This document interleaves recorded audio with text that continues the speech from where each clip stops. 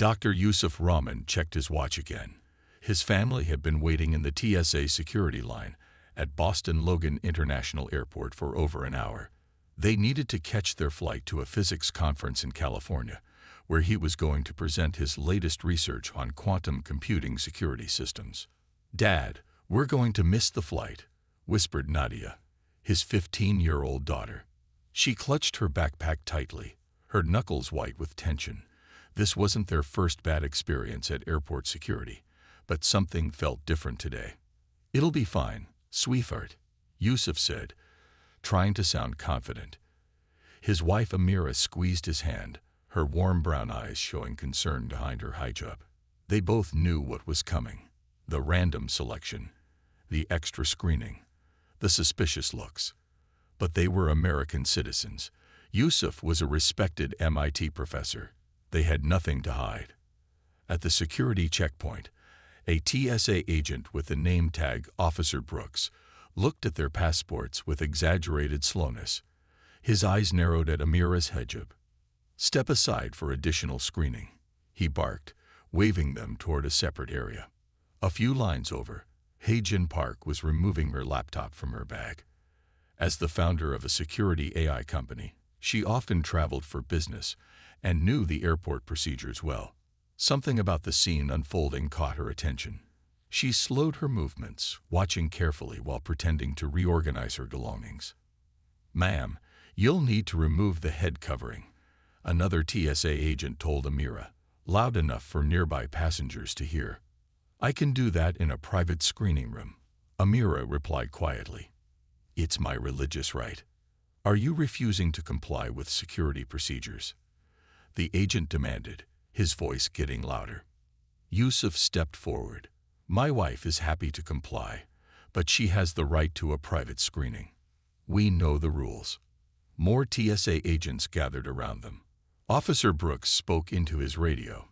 "Got a situation here. Family refusing to comply with screening procedures." Hye-Jin's hands trembled as she pulled out her phone, starting a discreet recording. As a Korean-American woman in tech, she had faced her share of discrimination. But this was different. This was systematic humiliation happening right in front of her. "Empty everything," Brooks ordered, pulling their carry-on bags aside. He dumped Nadia's backpack onto the table, her school books and carefully packed clothes spilling everywhere. Her phone clattered to the floor, its screen cracking. "That's my property," Nadia protested, tears welling in her eyes. "Quiet," snapped Brooks. "Anyone giving attitude gets extra screening." Yusuf stood perfectly still, his face calm despite the storm in his eyes. He was memorizing everything: badge numbers, names, procedures violated. As a scientist, observation was his strength. Right now, it was his weapon. The next 45 minutes were a carefully choreographed dance of humiliation. They were separated for individual pat-downs. Amira was forced to wait 20 minutes for a female agent to arrive for her private screening. Nadia's laptop was swabbed 3 times for explosives.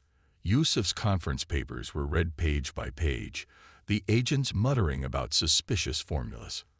Hye-Jin continued recording discreetly while going through her own screening. As an AI expert, she recognized the flaws in this security theater. It wasn't really about safety. It was about power and prejudice, masked as procedure. Finally, they were allowed to repack their scattered belongings. Their flight had long since departed. "Next time, cooperate better and things will go smoother," Brooks said with a smirk. Yusuf looked him directly in the eyes. "Thank you for doing your job, Officer Brooks. We'll remember this day." His voice was perfectly polite, but there was something in his tone that made the smirk fade from Brooks's face. As they walked away to rebook their flight, Hye-Jin made a decision. She hurried to catch up with them. "Dr. Rahman," she called out softly. They turned, tension visible in their postures. "I'm Hye-Jin Park, CEO of Secure AI Systems." She handed him her business card. "I recorded what happened, and I think we might be able to do something about it. Something big." Yusuf studied her card carefully. "Miss Park, I've actually read your paper on AI-driven threat detection. Brilliant work. Please, call me Hejin. She glanced at her phone. I have time before my flight. Can I buy your family coffee? I have an idea I'd like to discuss. Amira touched her husband's arm. Yusuf, we should rebook our tickets first. Of course. Hejin said. I'll wait. What happened today? It's not right. But maybe we can change things. Not with complaints or lawsuits, but with something better. Something they'll never see coming. For the first time since the screening began, Yusuf smiled. It was a small smile, but it held the weight of possibility. They found the rebooking counter, where the airline representative looked at their documentation with obvious discomfort. Having witnessed everything, she rebooked them on the next flight without charging any fees, her way of quietly apologizing for what she'd seen. As they walked to the airport coffee shop, Nadia looked up at her father. Dad, are we going to file a complaint? Make them pay for my phone. Yusuf shook his head. No, sweetheart.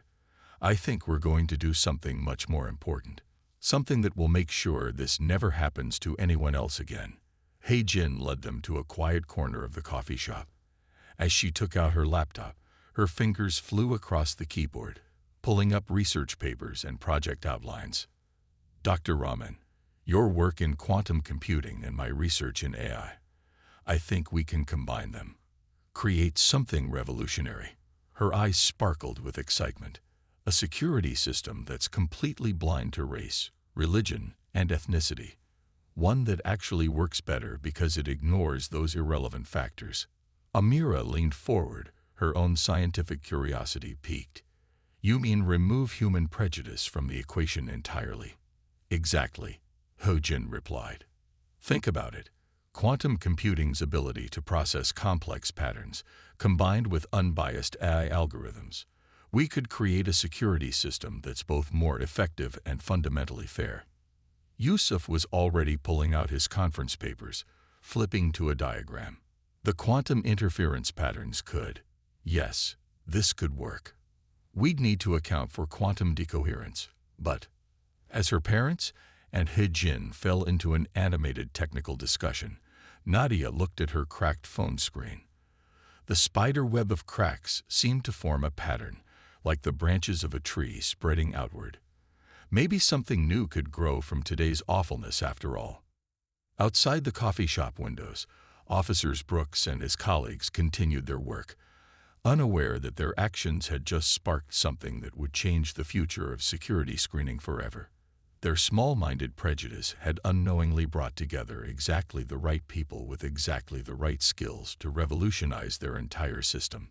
The humiliation they'd intended to inflict would become the catalyst for their own obsolescence, and it would all happen through science, innovation, and the unshakable dignity of those they'd tried to break. Hejin glanced at her phone's recording again, then put it away. They wouldn't need it. What they were about to build would be a far more powerful response than any complaint or lawsuit. Sometimes the best revenge wasn't about getting even. It was about making the entire system that enabled the abuse obsolete. As the Rahman family's story would prove, the most powerful response to discrimination isn't anger or vengeance. It's excellence, innovation, and the courage to transform a broken system into something better for everyone. Their journey was just beginning, and it would change far more than just airport security. It would show the world a new way forward. 3 weeks after the airport incident, Hejin Park sat in her company's conference room, staring at complex diagrams on multiple screens. Her coffee had gone cold hours ago. Next to her, Dr. Yusuf Rahman was writing equations on a whiteboard, his marker squeaking against the surface. The quantum patterns are stable, he said, circling a formula. But we need more processing power for real-time analysis. Hejin nodded, then turned as the door opened. Do-Young Kim, her best systems engineer, walked in with 3 boxes of pizza. His round glasses were slightly crooked, and his casual t-shirt stood out against Hejin's and Yusuf's more formal attire. You two haven't left since morning, Do-Young said, putting down the pizzas. Even brilliant minds need food. Jin smiled. She had hired Du Young 5 years ago, when her company was just starting. He had turned down bigger offers from famous tech companies to work with her small startup. His reason? Big companies play it safe. You're trying to change things. Come look at this, Yusuf said, waving Do Young over to the whiteboard. The quantum computer can process thousands of threat patterns simultaneously. No bias, no prejudice, just pure data analysis. Do Young studied the equations while biting into a pizza slice. His eyes widened. This could work, but the interface.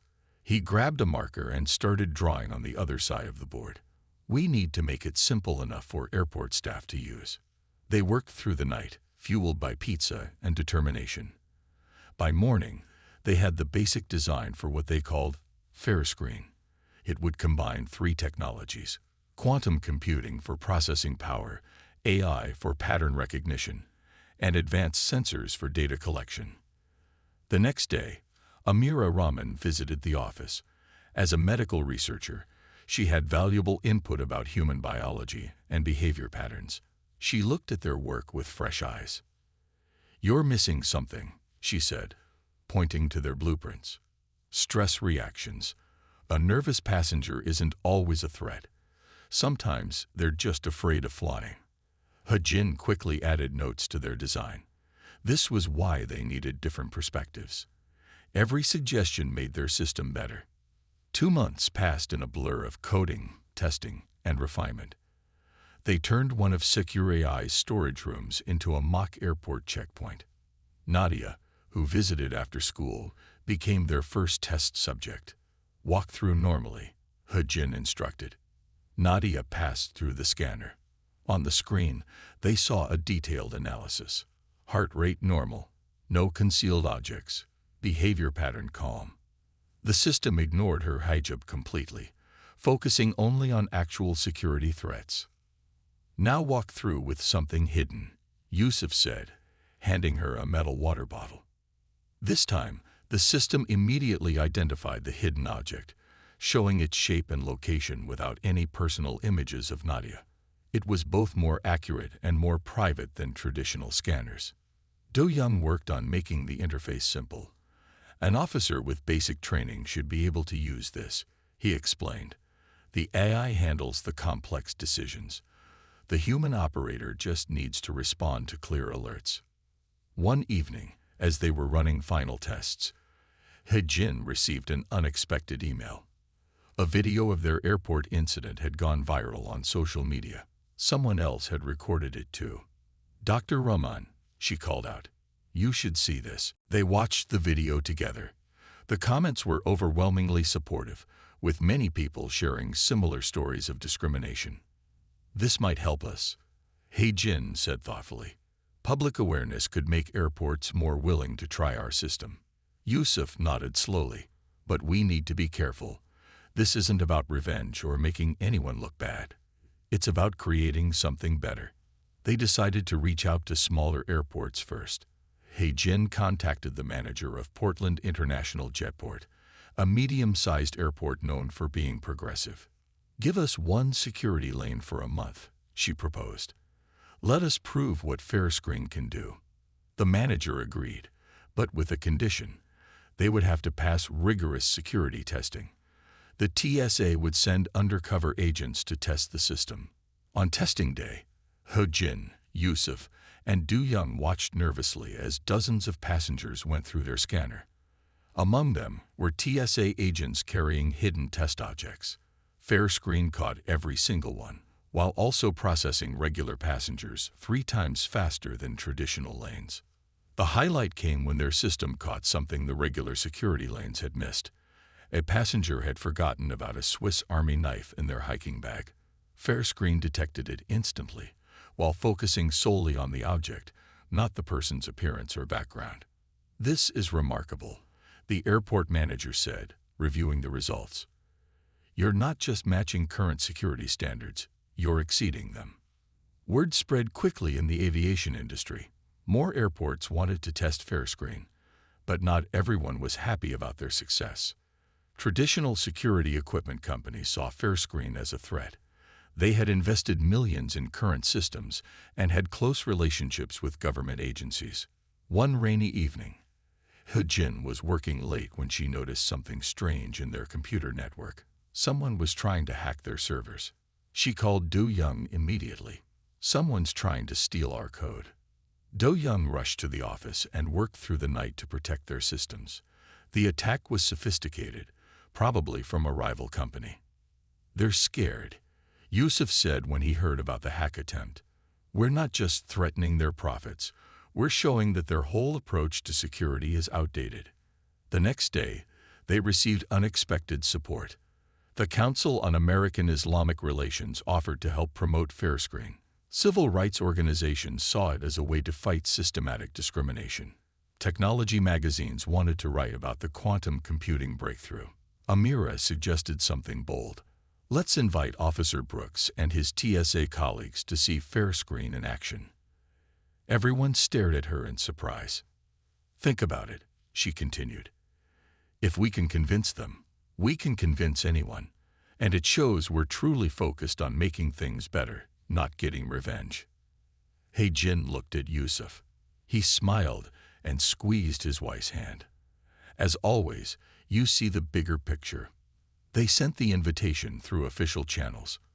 To their surprise, several TSA agents, including Brooks, agreed to come.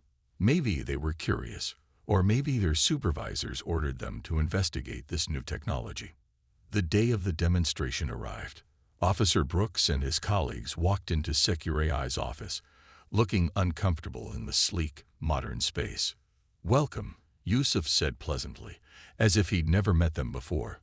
"We're excited to show you how FairScreen works." For the next 2 hours, they demonstrated the system. They showed how it caught threats traditional scanners missed, how it processed passengers faster, and how it protected everyone's privacy and dignity. Brooks was silent through most of the demonstration, but near the end, he asked a question. "What happens to TSA agents if this is implemented?" "They become system operators," He-jin explained. "Better working conditions, less stress, more job satisfaction. The AI handles the complex threat assessment, but we still need trained humans to respond to alerts and interact with passengers." As the TSA group left, Brooks lingered behind. He looked at Yusuf, then at the ground. "Dr. Rahman," he started, then stopped. "Yes," Yusuf said quietly. "Your system, it's better than what we have now." That's all I wanted to say. It wasn't quite an apology, but it was something. As Brooks left, He-jin turned to Yusuf. "Ready for Phase 2. Yusuf looked at their creation, then at the team that had made it possible.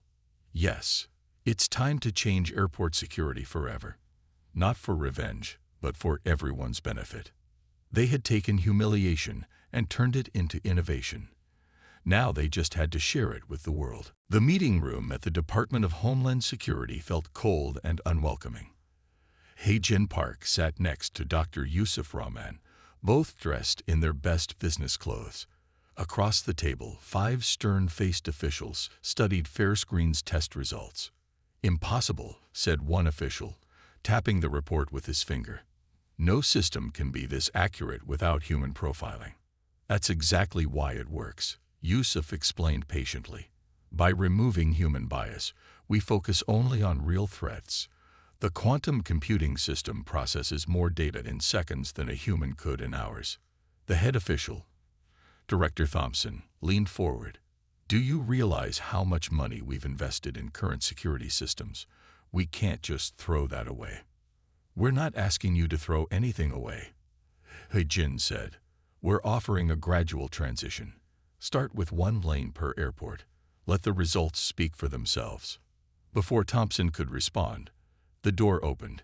Jo-young Lee, a Korean-American senator known for her strong support of civil rights and technology innovation, walked in. Her presence immediately changed the room's energy. "I hope I'm not interrupting," Senator Lee said, taking a seat. "I've been following FairScreen's development with great interest." Director Thompson forced a smile. "Senator Lee, this is an internal security meeting. And airport security affects my constituents, she replied smoothly. Please, continue your presentation. Jin pulled up new data on her tablet. Last month, FairScreen caught 37 actual security threats that traditional screening missed. Everything from forgotten pocket knives to actually dangerous items.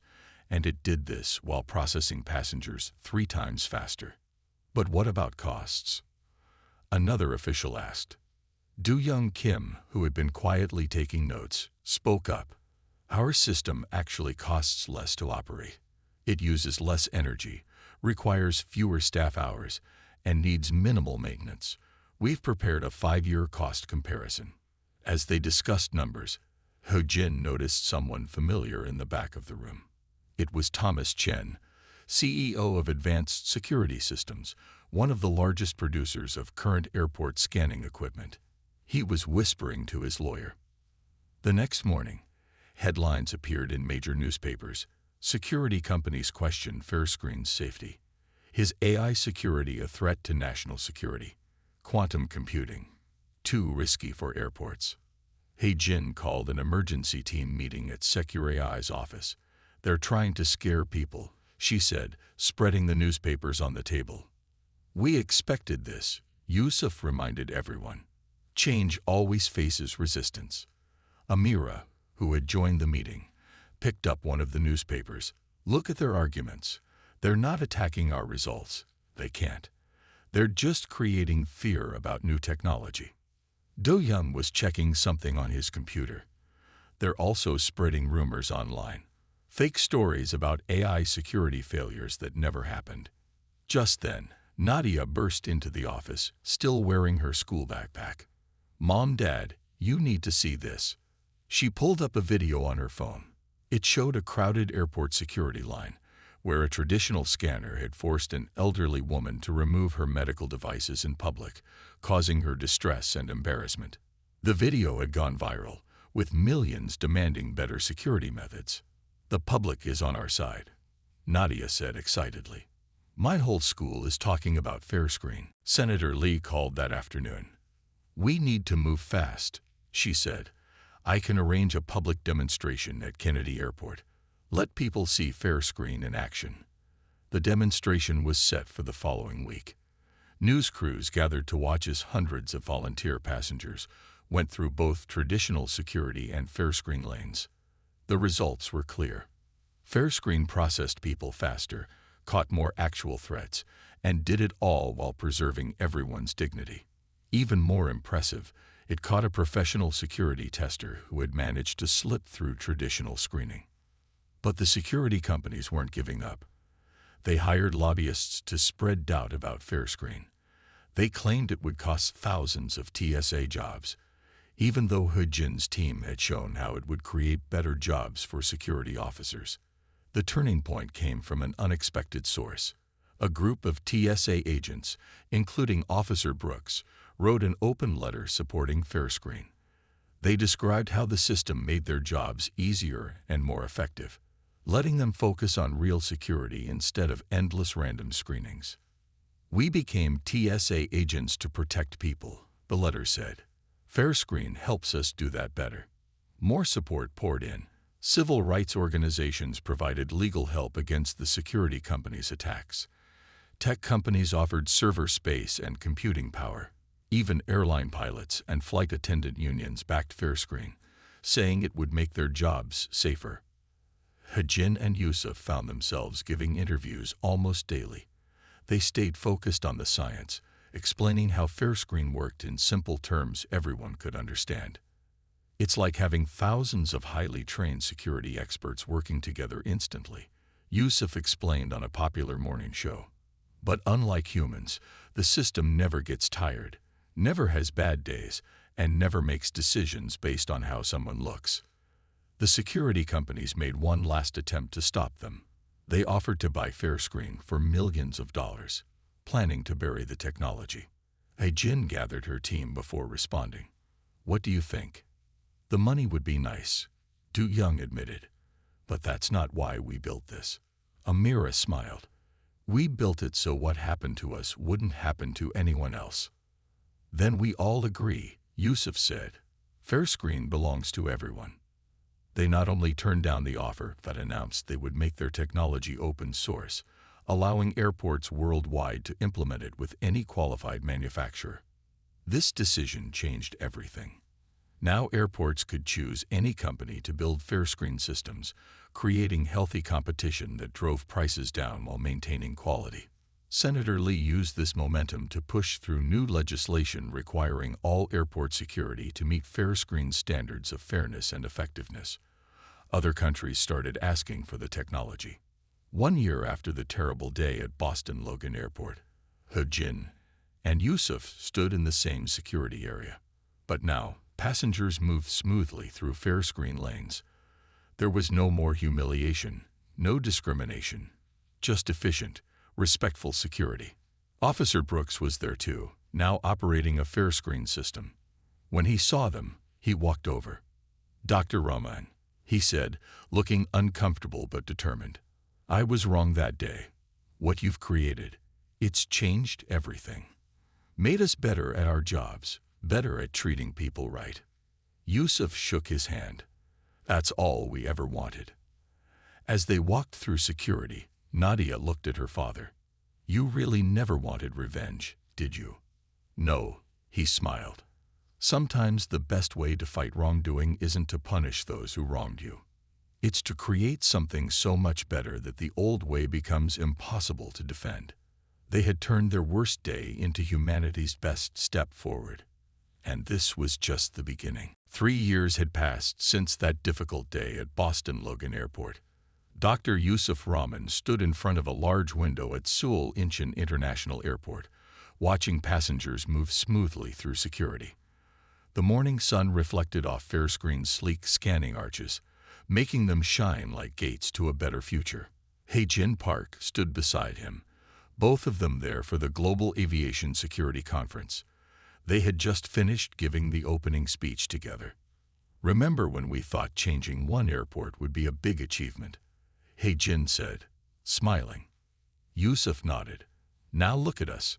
234 airports in 43 countries." The story of how fair screen spread around the world was now taught in business schools. It started with South Korea, when Seoul's airport adopted the system.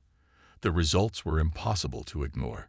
Security lines that once took hours now moved in minutes. False alarms dropped by 90%. Real threats were caught more often.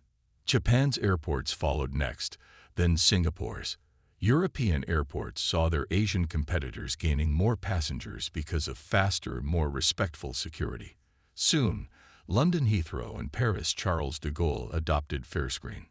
Do Young Kim, now the technical director of Fair Screen's global operations, joined them at the window. "The latest numbers are in," he said, showing them his tablet. Airport incidents of discrimination dropped by 97% wherever fair screen is used. Back in the United States, airports that didn't have fair screen were losing international flights to those that did. Passengers would change their travel plans just to go through airports with the new system. Finally, the U.S. government passed a law requiring all major airports to upgrade to bias-free security systems. The conference room was filling up with aviation officials from around the world.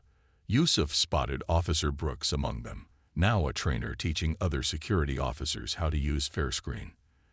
The old anger in Brooks's eyes was gone, replaced by pride in his work.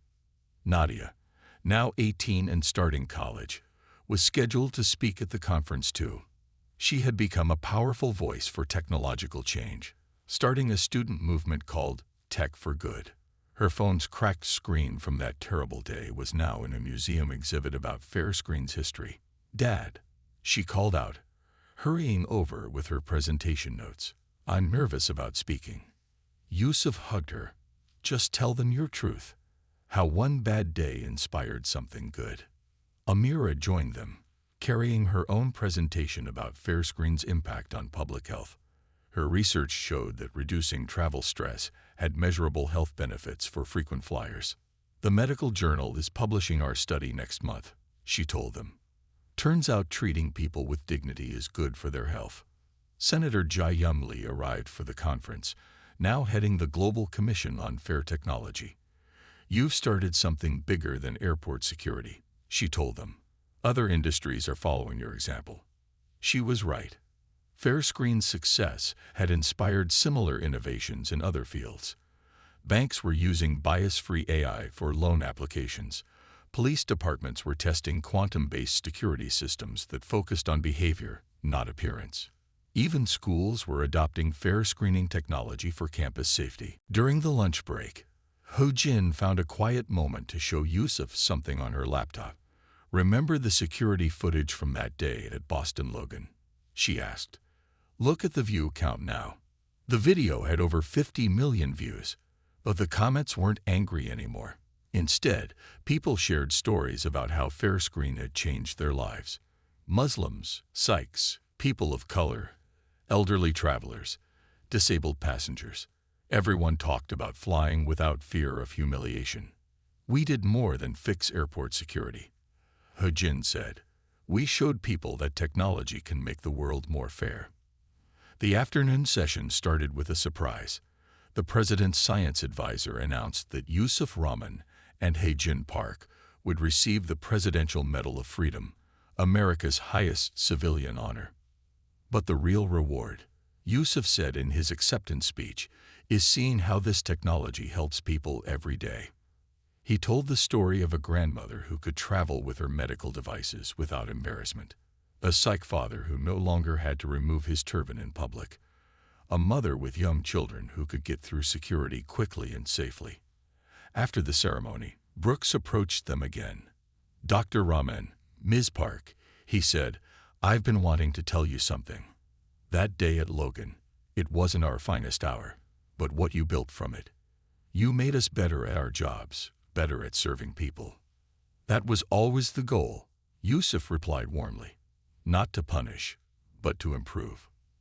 Later that evening, the Rahman family and the Fairscreen team gathered for dinner at a traditional Korean restaurant. Ho-Jin had arranged for a private room with a view of the sunset over Seoul. A toast, Do Young proposed, raising his glass of juice. He never drank alcohol. "To turning anger into innovation. To dignity over revenge," Amira added. "To making a difference," said Nadia. As they enjoyed their meal, Ho-Jin's phone buzzed with news. Another country had just signed up for Fairscreen. But more importantly, their open-source approach had inspired a new generation of inventors. Young people around the world were creating their own bias-free technologies. "You know what makes me happiest?" Yusuf said, looking around the table. "It's not the awards or the success. It's knowing that somewhere right now, a family is going through airport security without fear or shame. Their children will grow up never knowing what we went through." Nadia touched the acceptance letter from MIT in her pocket. She would start college next fall, studying quantum computing like her father. But she had bigger dreams. "Fairscreen is just the beginning," she said. "Think of all the other problems we could solve this way." As the sun set over Seoul, casting golden light through the window, they could see the airport in the distance. Planes took off and landed, carrying people who would pass through Fairscreen's gates. Each passenger would be screened fairly, efficiently, and with dignity.